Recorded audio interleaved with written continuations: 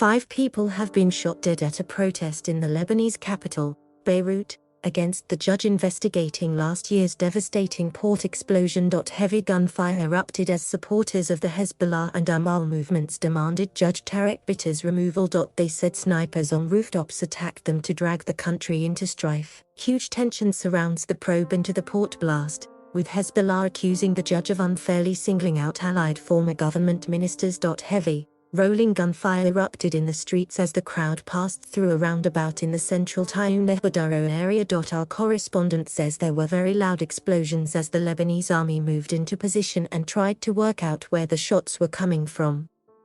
But, she adds, there was such a level of confusion that nobody knew for sure who was firing at whom.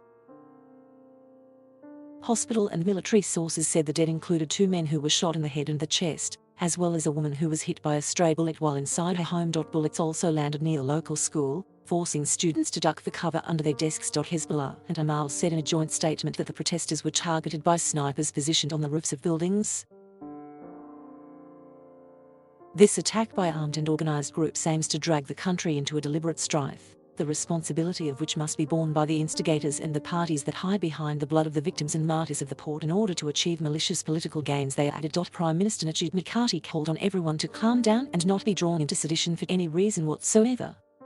The army said it had deployed troops to restore calm and search for the assailants, and warned that they would shoot at any gunman on the roads and at anyone who shoots from any direction. Earlier on Thursday, a court dismissed a legal complaint brought by 2 of the former ministers whom Judge Bitar has sought to question in connection with the port explosion. Relatives of the victims and activists had condemned the complaint, which caused the investigation to be suspended for the second time in 3 weeks. No one has been held accountable for the August 2020 disaster, in which 219 people were killed and 7,000 others were wounded. A fire triggered the detonation of 2,750 tons of ammonium nitrate, a combustible chemical widely used as agricultural fertilizer, that had been stored unsafely in a port warehouse for almost 6 years.